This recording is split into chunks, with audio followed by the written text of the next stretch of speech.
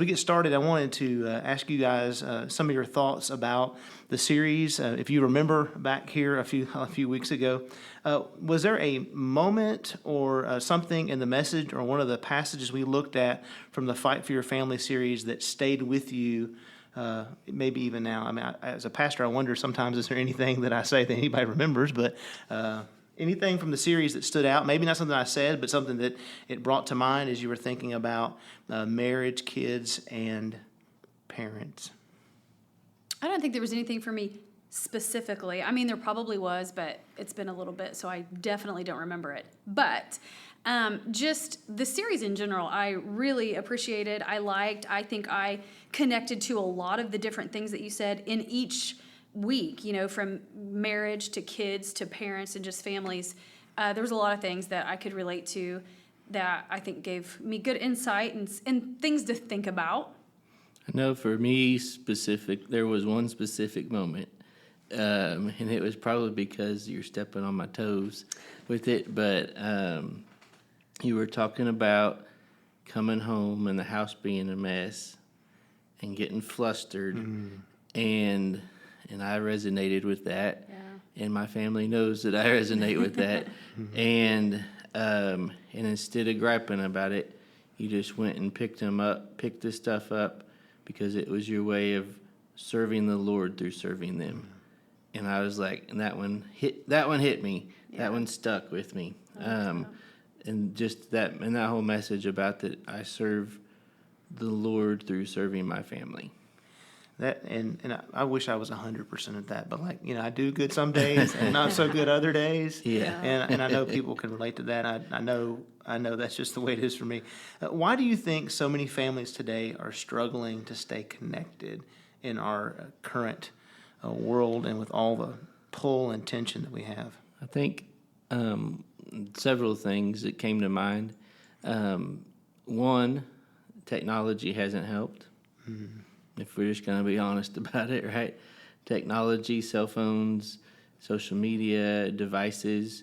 I can't tell you how many times, I've seen families at dinner out at a restaurant, and every single one of them is on their own device, not talking to each other.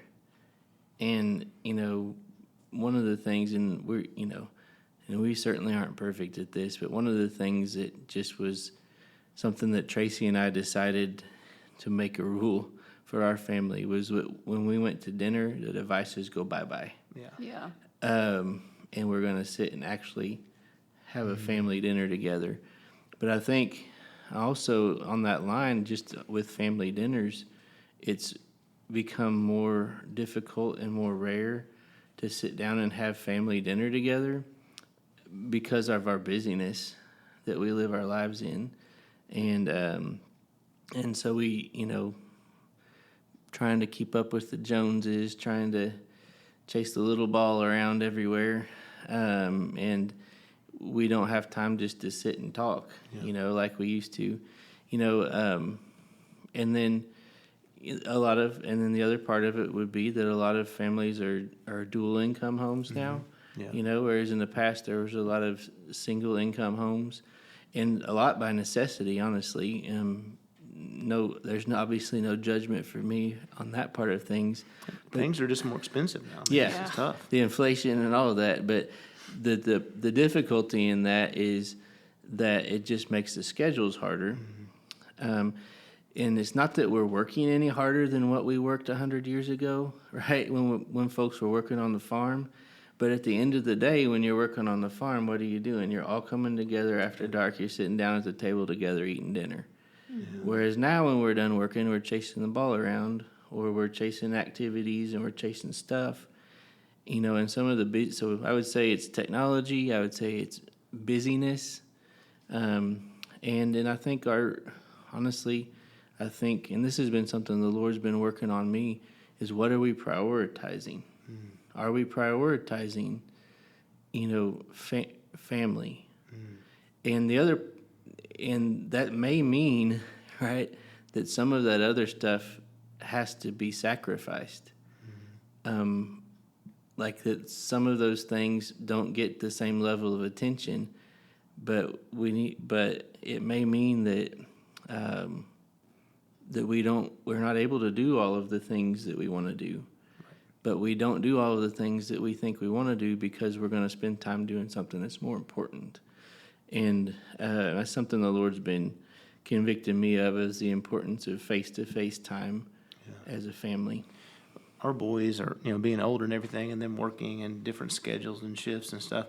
You talked about family dinners. That didn't happen very often for us. And Memorial Day, we had a friend over. Memorial Day, no one was working, and we just had time to sit down and eat together. And it was like, what's this? We're sitting around the table, we're talking. Usually it's just Julie and I, or maybe Julie, myself, and maybe one of the boys happens to be around most of the time. And so that time of connection, and it used to be natural for families, just the natural rhythm of the day.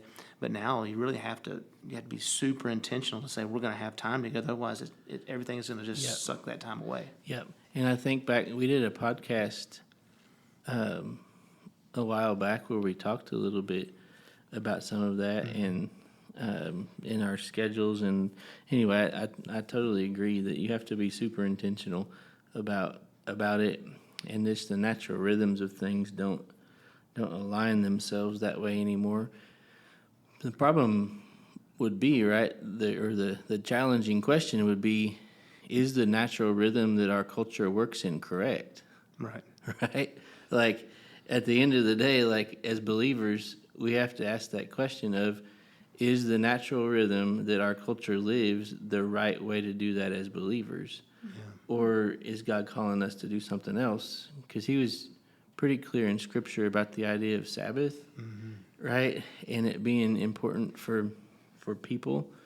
And it was not the man to serve the Sabbath, but the Sabbath to serve man, because we needed it. And I think the same thing is true here, is we have to really take a hard look at the way our culture operates and think, okay, what parts of this can I be a part of? And what areas do I need to say no to in order to prioritize some other things that are right? To your point, I like that you just now added the what part can I be a part of? Because I think sometimes we think it has to be all or nothing. Right. It's okay to adapt with the culture and be a part of the culture and do those things that are, in the culture, but at the same time, kind of prioritize it, like you said, what can I be a part of and what do I need to step back and look at? I would agree with all of those things that both of you have said.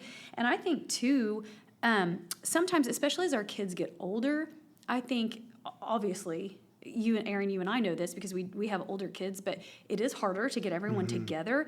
And I think sometimes people probably just get frustrated and just give up and don't even try and just...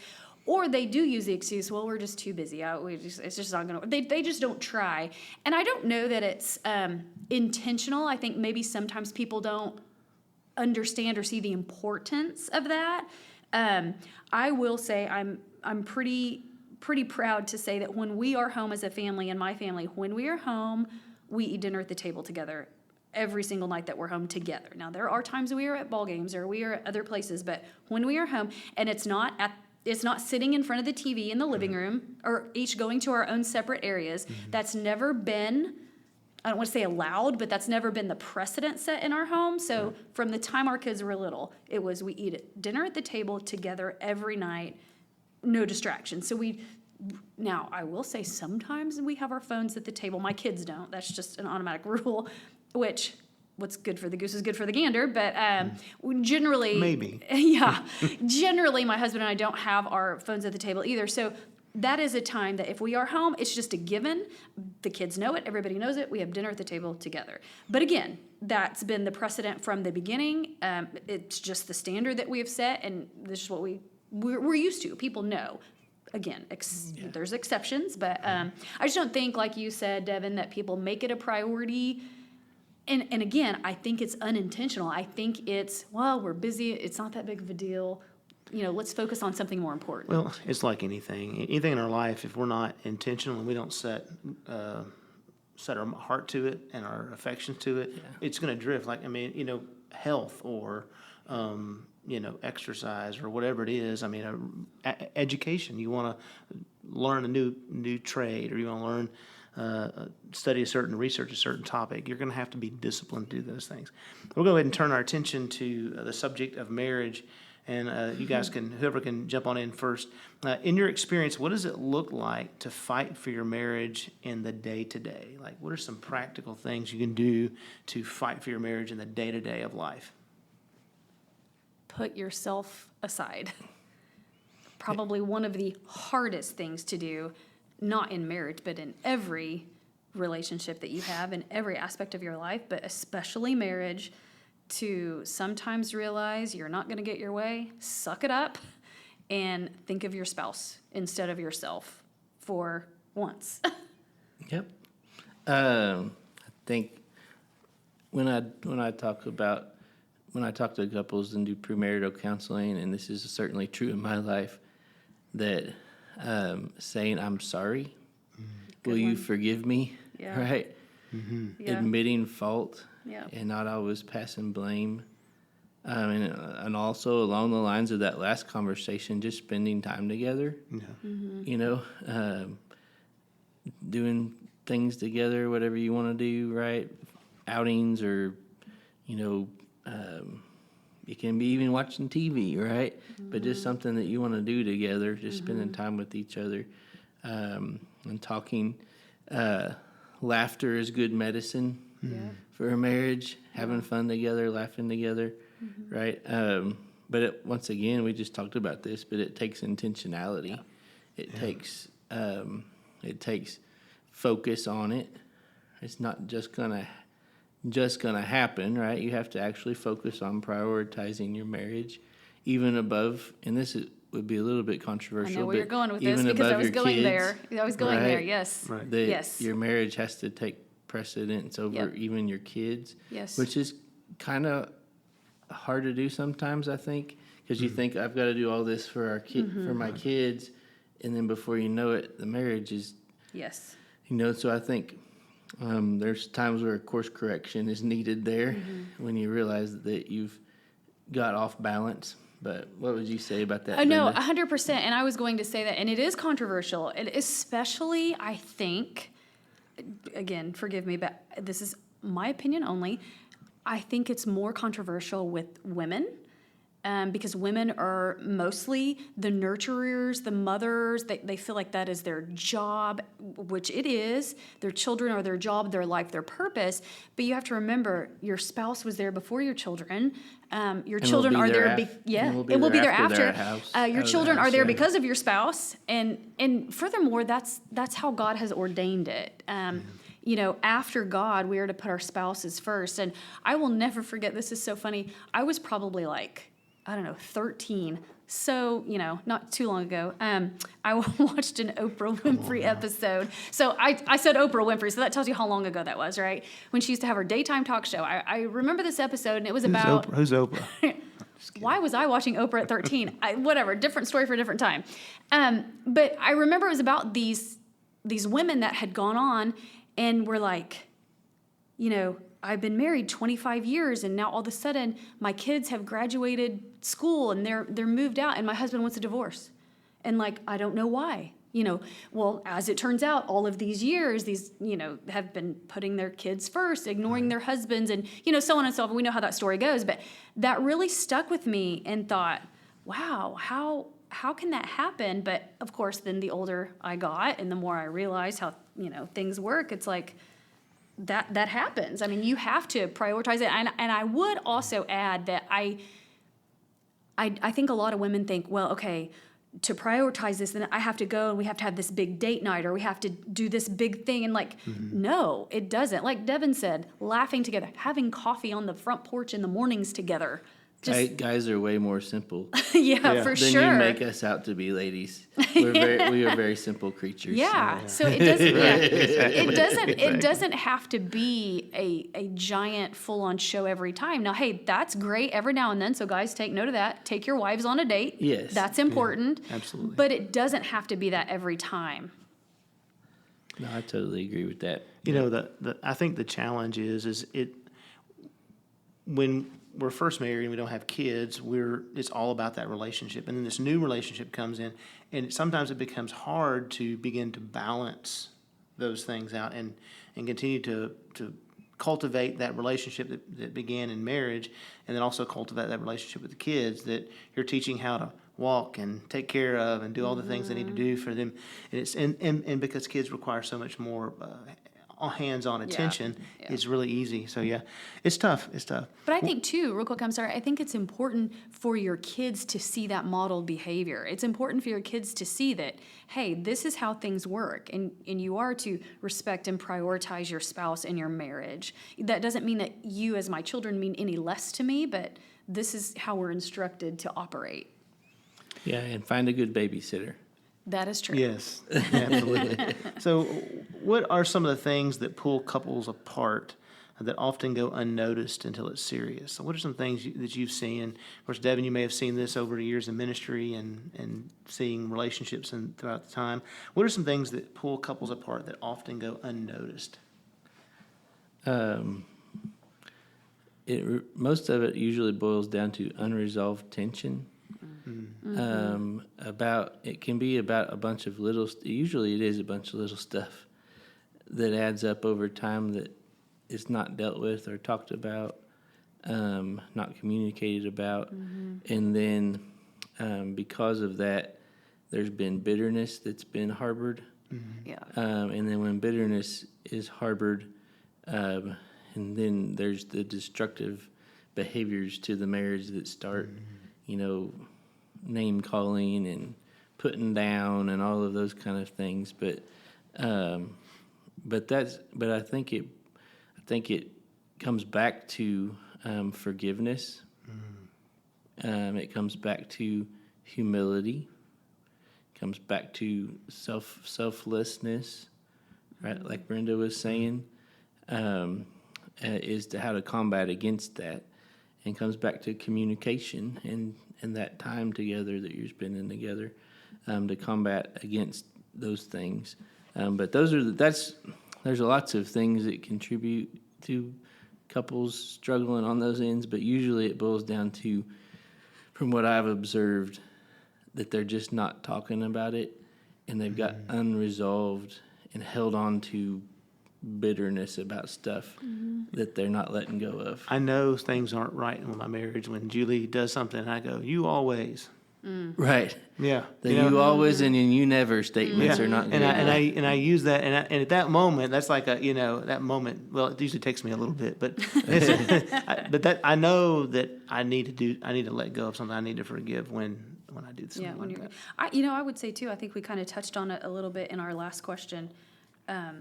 Kids and not prioritizing your time with your spouse can pull couples apart. Yep. And that goes unnoticed until it's serious. Just like I said, the couples that are, after their kids are grown, and they look at each other and say, who even are you? I don't know you anymore. And I think that's just such a slow, fade and a slow pull.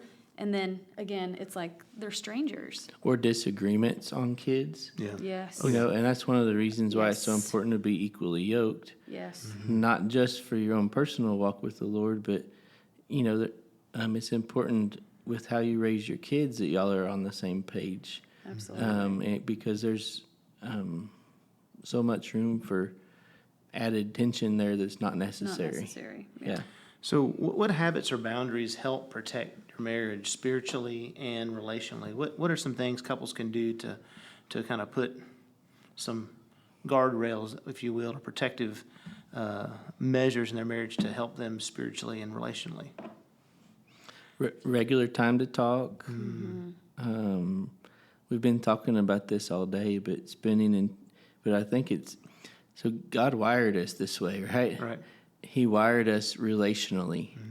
He is wired relationally. Father, Son, Holy Spirit, right?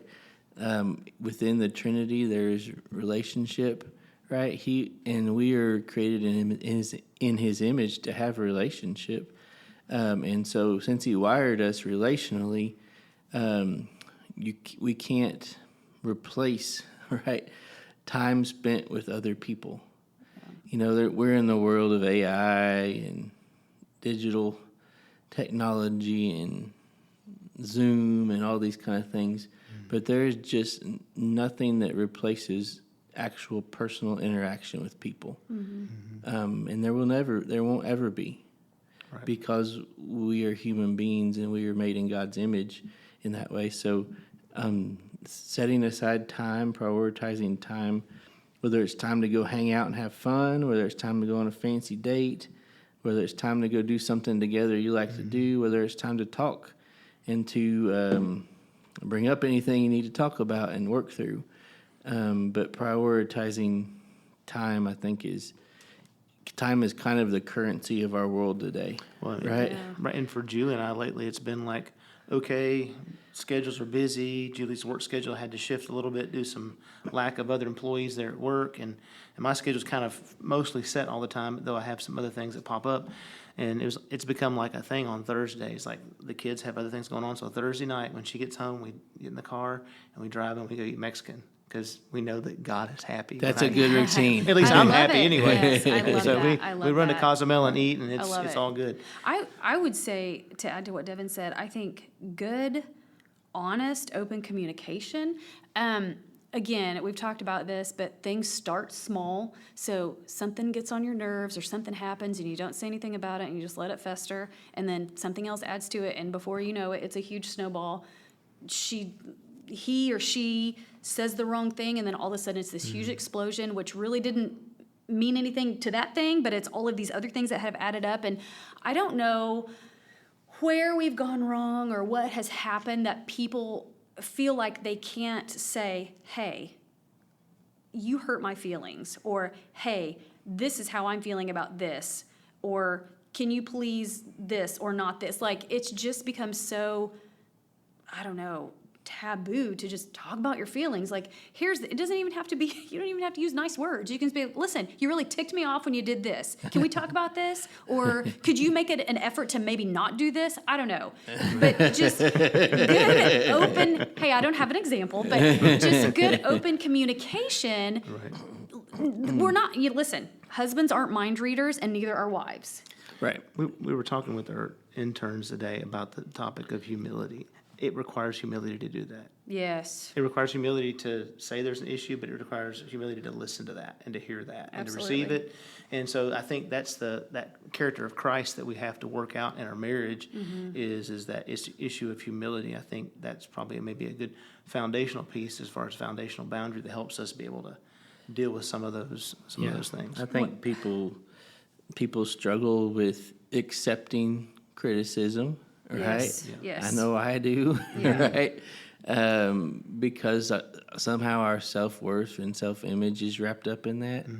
And it, in some ways, depending on personality and things, you have to figure out how to share things with people and with your spouse that they can receive it, Yeah. right? Yeah. Because not everybody's wired the same way.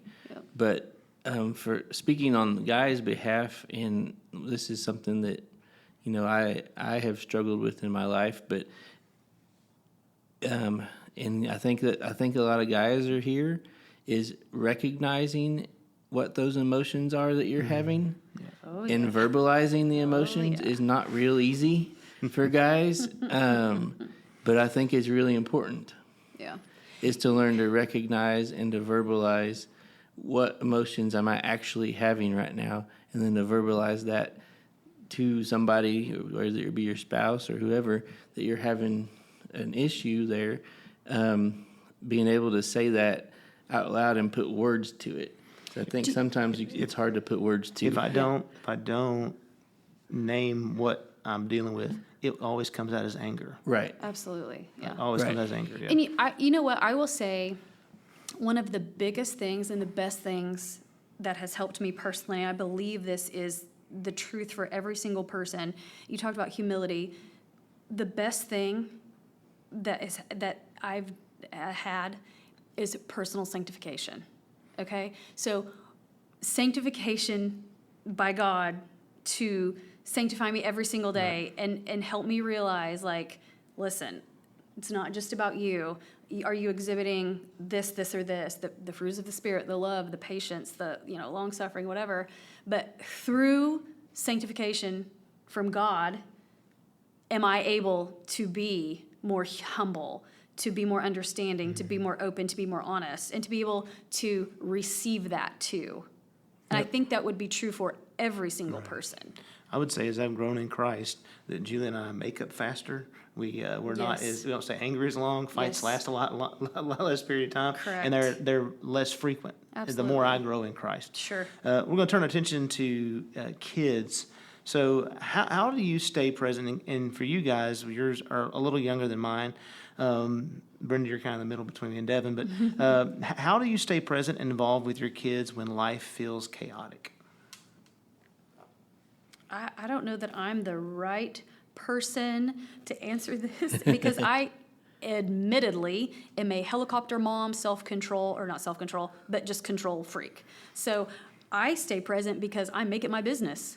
I just do. I am there's not much that I'm not going to know about or find out about and I say Did you hear that? as a joke, but I also say that with the idea that I stay present because I ask questions, I stay involved, I know what's going on in my kid's life for the most part. Listen, I know that kids are kids and things are going to happen and so on, but I make it my business. I stay involved because I make it a priority to stay involved. And I will also say, you can ask anybody that knows me well, I'm not naive. I know my kids are not perfect. I know my kids are going to be kids. And I'm never going to be the one to say, oh, my kid would never, so I don't have to worry about that. I don't have to be on guard on that. Because guess what? Your kids are going to. They're going to do it. So to be on guard and be ready and be able to, check in and stay connected is so important.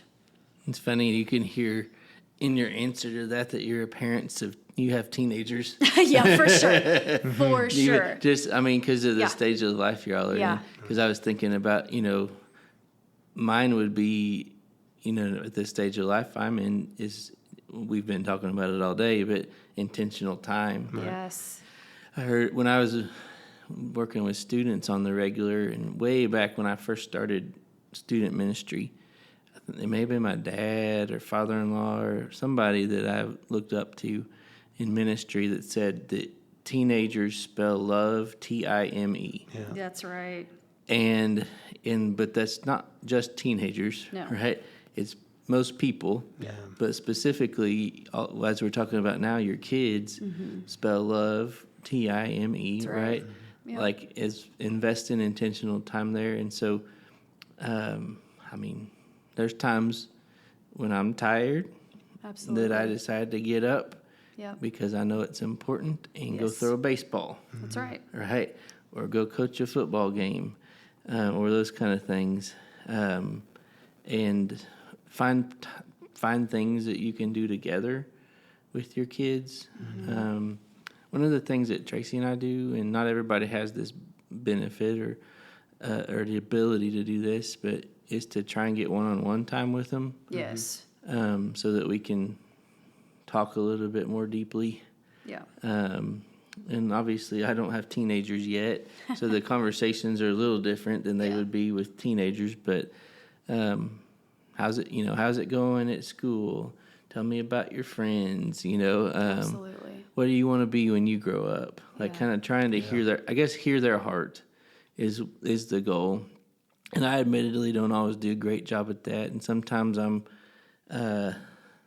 too much overbearing on the disciplinarian side of things about clean your room, brush your teeth, whatever else.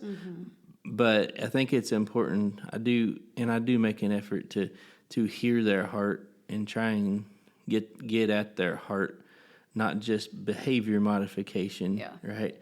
But heart modification, or letting Jesus having Jesus, I guess, work through me to help them to learn what it looks like. I posted something a while back on Facebook. I can't remember exactly what it said, but the gist of it was that your kids are watching, right, how you behave, and the most important thing that you can do, right, for them is for you to be growing in your walk with Christ, Right. and Yes. for you to be modeling that for them, because they're going to remember that as much or more than Yeah. anything you ever say. I totally agree with what you said about time, and that goes for any kid, no matter their age. Kids just want to feel like you have time for them and that you're listening to them, and that's how they understand that they're loved. And I will say, I think, I've seen it with my eyes, kids that their parents hand them everything because they're able to, which is great. I'm not saying anything about that, but they don't spend the time with them. They think they can just give them everything they want, and that makes them happy and makes them good parents. But those kids, most of the time, are really just yearning for that time with their parent. Don't buy me something else. Spend time with me. I don't know. Talk to me, I don't know if it was last week or last month or not, but I think it was when you asked Aaron and I about our childhood memories. Yes. Yeah. And we Yes. realized, what were those childhood memories? It wasn't Yes. any of the stuff that we had Right. or we got. It was time spent with our family, That's right. right? Yep. And times that we remembered spending with our family. Yes. So, didn't plan this question, but what do you guys do? How do you guys go about the process of discipleship in your home, of talking about the word with your kids? What are some of the things, ways that walks out? I mean, I don't believe there's a one size fits all in that area for families, but what does it look like in your home? And with you guys being in different seasons and me being even in a further season with adult kids, what does that look like for you guys? Well, for me, it kind of goes back to when we were talking about eating dinner together as a family. It starts, as soon as it can start. As soon as your kids are born, it starts. Now, that's not to say that if you haven't put these things in practice that it's not too late, because it's never too late.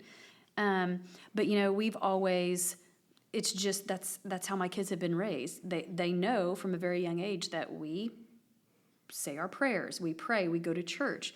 There's just all these things that have been taught to them and instilled in them. And so they've gotten that foundation. And so now it is just kind of, they just know it. Right. But just by reinforcing it, I think by them seeing us do the things that we expect them to do, like reading our Bibles and praying, and we have conversations. It's good to have conversations, and it's so easy to work discipleship into most every conversation with your children. My oldest right now is talking about, she's wanting to go to college to be a nurse, and one thing that I said to her, and I said that I said to her that she was like, that is so true, and like just really resonated was, your time as a nurse, you're going to spend a lot of time with people, and you're going to have so many opportunities to share the gospel with people. And when are a lot of people most susceptible to hearing the gospel? When they're in the hospital, if something's wrong. So, that was a discipleship conversation that we had, that like, hey, look what you have to do. But we have to be intentional about that too, and see those opportunities to work conversations like that in, just with everyday things. I think there's intentional pieces of it. Story time at bedtime. Yeah. We were talking about this in the office earlier but I was telling Aaron and Katie that we do kind of oral Bible stories at bedtime. So instead of like opening a Bible book, the boys will lay down, and I'll read them. Right, it's thundering in the background here. I will read them, or I will. Okay, we're keeping going. Moving on. I think somebody's windows are down, maybe. Uh-oh. So I will tell them the Bible story instead of read it, and which is a little bit abnormal for our culture. Our culture is more of a book culture, where you kind of a Greco-Roman or Greek philosophy type culture, where we're book-centric. The Hebrew culture was oral, right? And so it's almost like we've navigated back there at our household. But if you look back into Deuteronomy, right, it says to teach your kids, to talk about them when you're walking along the way, and when you're, for us, that would be when you're driving in the car, right, and sitting sitting on the side of the road, right, or sitting in your house or sleeping at night, right, talking about those things. And then the other piece of it, that's not the intentional piece, but it really needs to be a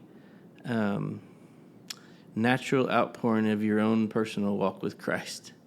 Like it shouldn't be something that's a ritual that we're teaching them, but that's a legalistic way of getting at it. It should be that this is a believer, and because I'm a believer, this is just how I live my life. Right. And so there should constantly be opportunities for growth and for discipleship, and for just bringing up kids in the Lord, because we're just naturally living out our faith in everyday moments. When a kid's mean to somebody at school, how do we handle that, right? When things are difficult, right, and somebody gets sick, right, what do we do? What hope do we have in Jesus, right? What when we're afraid because it's storming outside, right? Right. What do we do? How do we handle that? And so just living your faith out naturally in life, and bringing your kids along with you on that journey, I guess. But then also the intentional pieces of making the Bible an important part, and prayer an important part of your household rhythms. For us, it's been a lot of that. I mean, our boys being adults now, or young adults now, it was, prayer, and I would tell the Bible stories like you do. I would just tell them Bible stories, and then as they got a little older, we did this when they started getting into that preteen, teenage. We eat dinner. We had a set night of the week where we'd eat dinner and we'd play a game. And we had a jar, and I had a piece of paper, and they would write down any question they had about life, about God, about the Bible, maybe something they heard in a class or something. That's a good idea. They'd write that down, and then we'd pull a couple of them, and Julie and I would answer them for them, and that was kind of a cool thing. And then now, as they've gotten older, I'm like, I'm just seizing life opportunities, like when they're dealing with work, or they're dealing with friends, or they're dealing with some other situation, kind of helping them get where they need to be. All right, we're going to go ahead and move on to talking about fighting for your parents. Like, what's our relationship as gospel kids toward our parents? And those of us that are adults, it'll be a little bit different. But how has your relationship with your parents changed over the years? How's that shifted over the years as you guys have moved into adulthood? Obviously, when we talk about marriage, and what we read in Genesis, to the man shall leave his father and mother, cling to his wife, and they'll be one flesh, right? So when we are married, there's a new primary relationship that forms, right? And that's the husband and wife relationship, which is the centerpiece of the family, which is the centerpiece of culture, right? Is the marriage relationship, which is why marriage is so important. Because God made it. And God also, remember, God instituted marriage before mankind fell into sin. So it is a God-ordained thing, and not a man-ordained thing. So we have to take it very, very seriously. But so when that relationship becomes primary, right? And then your relationship with your parents then goes from being, hey, they're my mom and dad, and they're going to tell me what to do on every single thing, right? To you seek their advice, right? That's kind of how have seen my relationship with my parents change. Is I seek their advice on major life decisions. Right? I talk to them about things going on in my life that I need prayer for, right? And I'm blessed to have two godly parents who love the Lord and follow the Lord, and when I'm struggling with something, I'll call them and say, "Hey, I'm struggling with this," but it's gone more from a, "Hey, I'm your mom and dad, I'm instructing you on how to do this," to, "Hey, you're a grown person, right, with a family of your own. I'm not going to tell you what to do or how to do it, but I'm here for you," right? And so That's kind of what our relationship is morphed into, is more of kind of a counselor or mentor, if you will, or prayer warrior, supporter. And that's the way it's happened for me. My mother went from being parenting me to helping me parent or give me advice on how to parent and in life and be an adult. And so she prepared me for adulthood, but I call my mom and ask her about different things I struggle with or things that I don't know how to handle or just something that I know she's really good at and I have no clue about. Okay, and I think the old, you just wait. You Right. just wait until you're a parent Right. really holds true because, no matter what kind of relationship you have with your parents when you're younger, you just don't get it until you have kids of your own. Yep. Or until you get older to understand and mature and realize certain things. But, for me, it's like, oh, that's what that means. That's why my parents did this, or that's what they meant by that. It's when you can understand it with kids of your own, it's like, oh, that makes so much sense. And then I've found myself telling my kids, you won't understand until you have your own kids. It's just Yeah, and it's you something can't explain. also are like, did I just see my dad I in this? sound like my Something I parents? did, or Yes.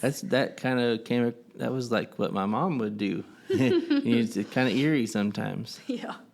So if someone has a strained relationship with a parent, because sometimes as things change over that parent-child relationship over time, if someone has a strained relationship with a parent, what does honoring them look like in that space? I mean, it's easy as a kid, honor a parent, just do what they say. But then as you move out of the house and you're on your own, what does it mean to honor parents, especially if there's a strained relationship? I think it means showing respect. You don't have to agree on things. You don't have to even get along with them.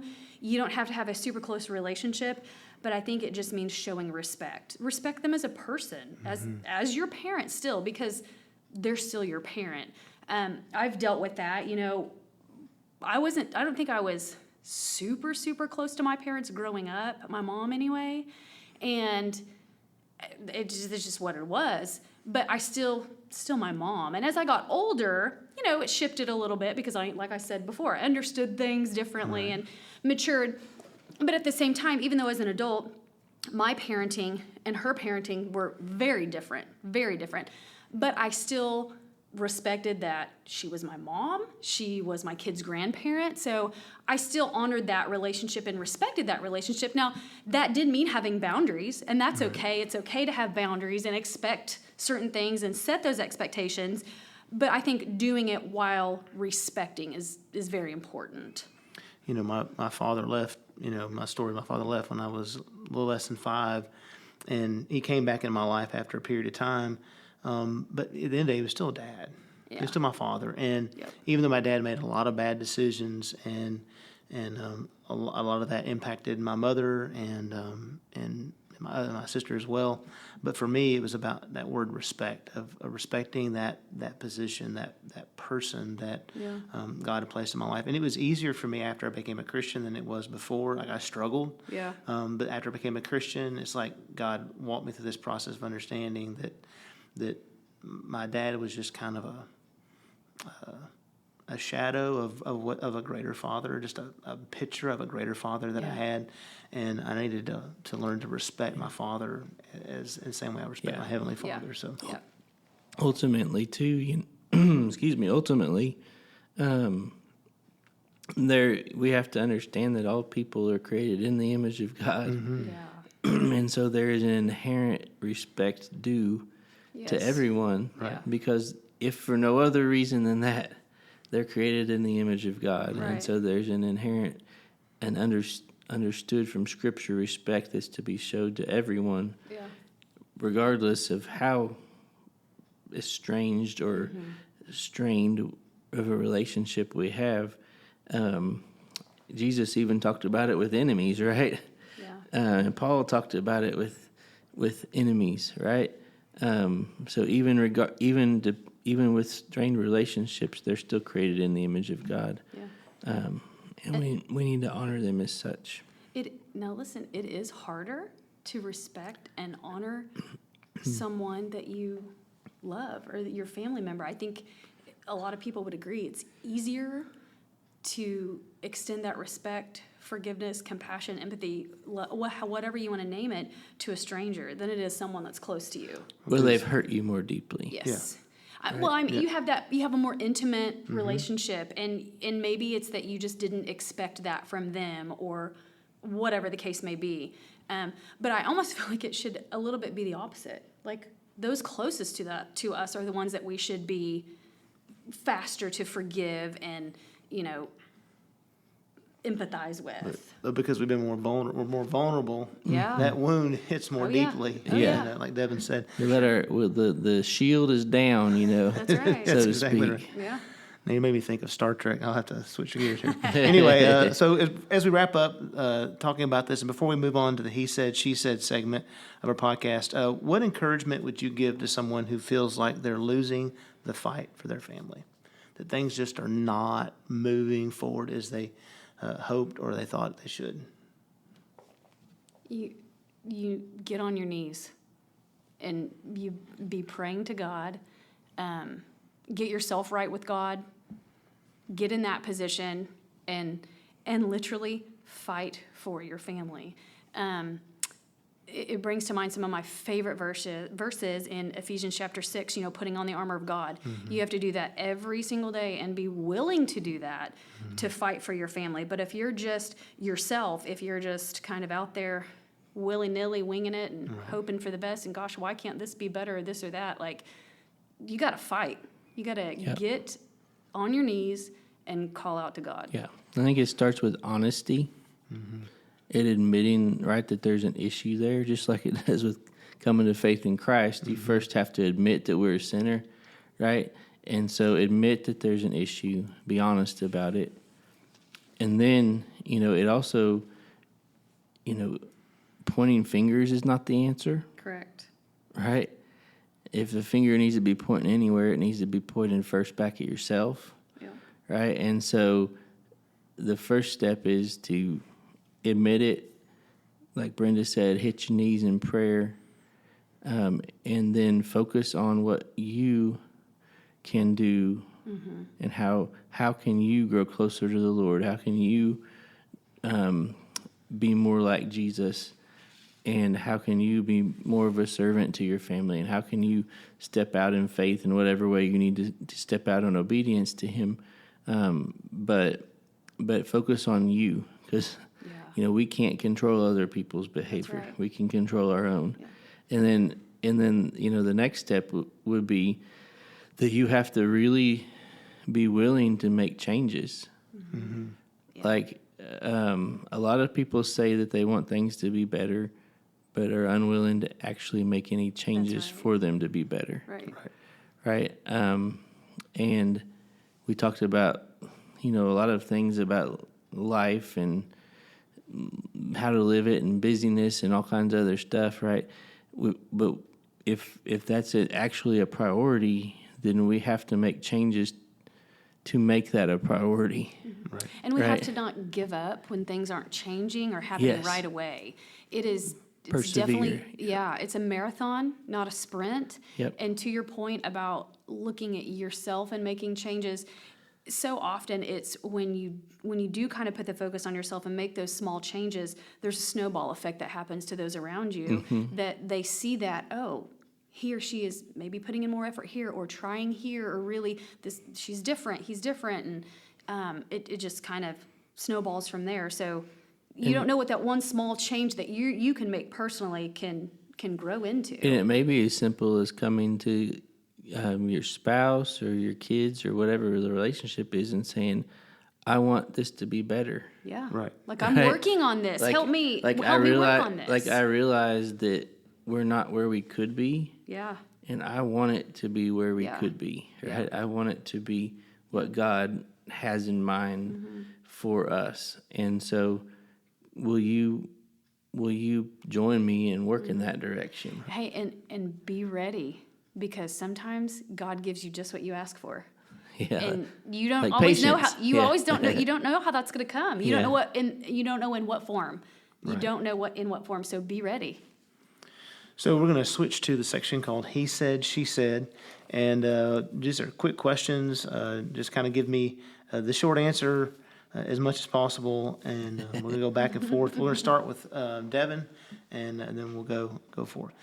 Is it more important to marry someone who shares your faith or someone who shares your personality? Faith, 100%, all day long. Yep. Personality, like, one, I would argue that you don't want somebody that shares your personality. Right. That God's going probably to put you together with somebody who has some different traits than what you have. Because wouldn't that be boring if, everybody was exactly the same? You would want the same thing for dinner all the time. Yeah. But no, definitely faith. Yep. If you've got that, you can work through the other. I agree. No question there. Yep. So, Brenda, we'll start with you on this one. Is it okay to go to bed angry, or should every argument be resolved before sleep? Well, if you ask my husband, I'm just kidding. We're not getting personal on here. No, for me, I'm the type of person that I want a resolution. I got to have a resolution. You know what? It doesn't have to be in a grandiose way, but I just need a resolution. I don't like to stew on it, to think about it, to put it to bed. Like, let's get it done. And there is, which I feel like has been a little bit misconstrued about where the Bible verse that says don't go to bed angry or don't let the sun go down on your anger, whatever. Right. I don't think, I could be wrong, but I don't think that literally means don't go to bed angry. You would be correct. I think that's okay. It's okay to go to bed angry. If you don't resolve something, it's okay, because listen, sometimes, and like in the case of my husband, that's what you need. You need that time away. You need that space. You need time to think on it, to sleep on it, to whatever. But for me personally, I just want to get a resolution, be done, move on with it. I don't want to think about it anymore. I'm done. I think that verse says that is telling us that it doesn't have to be perfectly resolved. The issue is a matter of our heart. Right. Don't let your heart be a posture of anger toward the person. Right. Let your anger subside. Yep. Offer some forgiveness, and then you can bring resolution. Possibly. For sure. Sometimes what couples need is some rest. That's right. And some sleep. I agree. Yeah, sometimes that's what triggered the whole thing to begin with. Exactly. That Right, is and when true. you sleep and wake up, it's like, oh, why was that such an issue? It's not a big deal. It wasn't an issue. No, I agree.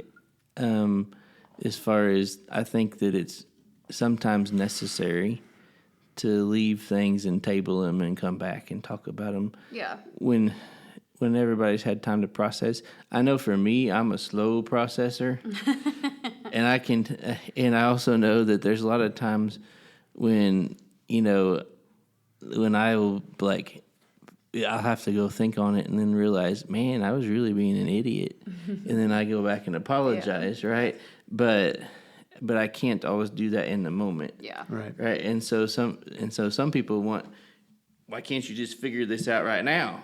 Right. Yeah. Well, Yeah. not everybody's wired that way. That's right. you listen. It's taken me 20 plus years of marriage to understand that that's how my husband's wired. When he walks away, don't follow him. You just don't, because he's trying to get away. He needs that space. He needs that time. That's so okay. I've learned that. It's good. So here's a good question, and this might take the rest of our time.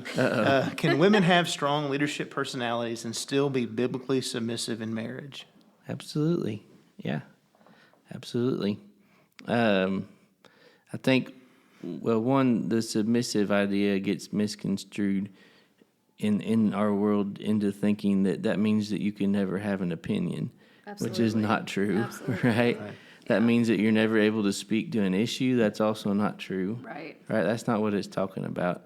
And so absolutely, I think at the end, honestly, if both people are following Jesus and both people are listening to the Holy Spirit and both spouses are praying about the issue, then, I can maybe count on one hand the amount of times that we've disagreed on an issue, right? Because we're both praying about it together. We're following Jesus. We're listening to the Spirit, and the Spirit's going to bring us to the same place, if we're legitimately listening. Yeah. And so, I guess what I'm saying is the submissive thing. very few times should it ever be, right? I'm the husband, this is what I've decided, right? That never should really be the case, right? It should be a mutual decision coming to it. Certainly the wife respects the leadership of her husband, and the husband, as the Bible says, loves his wife. But I think I view it more as a partnership than a hierarchy. Mm-hmm. Yeah, I think, I wish I could say I could only count on one hand. I could count on a few hands at times. Sometimes it takes... Well, like big decisions. No, I get that. I get Not that. like, Little things. No, I get that. Sometimes it takes me... Listen, ultimately, in the end, we're going to get there. I'm going to submit to my husband's leadership. It may take a while because I have a strong personality and I feel like my opinions need to be heard. I know that may come as a surprise, but... We're shocked. Ultimately, once I think about it, consider it, in the end, I can always say, you know what, he's right. Mm-hmm. Because obviously I'm a little more emotional thinking. I like to, maybe dramatize things a little bit. He's a very logical, very analytical, very level-headed, smart, will absolutely make the right decisions. And I know that every time. It's just my personality that sometimes I have to challenge that. And I have to say, but what about this? But what about this? And he's like, but this. Fine, fine. The other piece of it, too, is that sometimes it's a win in letting us make a wrong decision, but being supportive in it. Oh, there it is. Right? Yeah. And then we're like, oh, that was a dumb decision, right? And they told me not to do that, but I did it anyway. My favorite thing to say to that is this was identified early on as a likely outcome. Right. Exactly. In other words, I told you so. Exactly. But no. I think. Yeah. But then, right? You've shown that you're supportive, and you've shown the willingness to follow his leadership. And then what you've done is you've earned, if you will, not earned, but whatever the word is there, right? Mm-hmm. The more. Probably next time, he's going to listen to you a little more closely, right? Because you didn't just press the issue, right, and mandate something, right. Yeah. And I know for me personally, my husband always has our family's best interest at heart. Mm-hmm. He would never make a decision that would hurt or otherwise put in danger. So I think if most of the time, now listen, there are some times when that is not the case. Right. I'm not an expert on that. I can't speak to that. Right. In my situation, if I just think about it, like, he's not going to make any decisions that would be harmful. So, but again, I still have to challenge it. It's not always going to just be like, yep, okay. Most of the time it is, but not Needs always. to hold up in the court of law. Huh? Yeah, for sure. So one final question, and this, I think this gets to the heart of what's I pray for daily for our kids, my kids, is how do you raise godly kids in a culture that seems fairly ungodly in some ways? Oof. Things that are challenging in our culture. It's rough. It's hard. It's so hard, especially with social media. Yeah. And especially with my friends are doing it, or these people. It's really, really hard. But I think you yourself as a parent, and then as parents together, have to stay, first of all, close to the Lord, strong in that. You have to be grounded. You have to set that example. And listen, at the end of the day, if you've done all you could and done the best that you could in what God has instructed you, that's all you can do. Right. That's all you can do. I think you can set the example. I think you can set expectations. And most importantly, pray. I've never prayed more than when my kids became teenagers and could drive, right? So just new dimension of prayer life. Absolutely. So just stay in that constant state of prayer and trusting and go from there. I think you're right. Modeling is important. Just modeling what it looks like to be a believer living in a culture that we're foreigners in. Yeah. Mm-hmm. Right? There's an old song It says, "This world is not my home. I'm just passing through." Right? Yeah. My treasures are laid up somewhere beyond the blue. Right? Hopefully that Yeah, just that is didn't exactly shut right. down on us. So that I think that's an important piece of it, to model what it looks like to live as a believer in a world that's not our home, right? And also to model what it looks like, what a biblical worldview looks like in the world that's not our home, right? Yeah. Because we're not, and helping them understand it's okay to be different, and it's good to be different, and we should be different than the culture around us. I would argue on the opposite side of that, though, that the most helpful thing is not to completely isolate or pull them from the culture, Correct. but it's to help them live, because unless they're going to go be Amish, and even the Amish are out in my neighborhood building a house, Yeah. Correct. right? Yeah, So yeah. they're not completely devoid from the culture either. Right. So all of us have to deal with culture. And so the best way to help kids learn how to deal with that is to safely and progressively engage them in dealing with culture, Yeah. and then being there as a parent to walk alongside of them and help them figure that out. Yeah. So just isolating and pulling out from not the culture answer. completely is not the answer. Certainly want to protect them and guard them in a lot of ways, but slowly letting them experience different parts of culture, like playing on a ball team or going to school or whatever else it might be, Yeah. right, are important pieces of helping them learn how to follow Jesus in the culture that we live in. And you're certainly not doing them any favors by isolating them. I saw something one time, and I am going to butcher it, but I'm going to paraphrase it because I don't remember exactly, but it was something to the effect of, know the truth so much that you can spot the truth in lies. Like, you don't have to point out the lies, but you can spot the truth. Yeah, and you know right. that what you're seeing is not the truth. Yeah, that's a good word. The way I talked about this in our Sunday school group or somewhere the other day, but the way that they train folks to spot counterfeit money Yes, is that's by training them to identify the real the thing. real thing. That's probably And so, where that came from. so yes. if our kids see what the real thing looks like, That's right. what it really looks like to trust Jesus as Savior and to follow Him and live a life for Him, then they're going to be able to spot the phony. Absolutely. Right? Now, if we're not living the real thing and we are living some kind of a phony version of it, that's when our kids will be in danger, because they're gonna identify, oh, well, this is what being a Christian looks This like. seems to be Right. the truth, or okay. And so we have to be very careful, and it's Yeah. on both ends. It's on the end of total assimilation into culture. Right. It's also on the end of legalism and Phariseeism on the other end. Right. That if we're not living out the gospel in our lives, in the middle there, then and in the real way, what it looks like to follow Jesus and live in grace and truth, then they won't be able to see what a true faith looks like.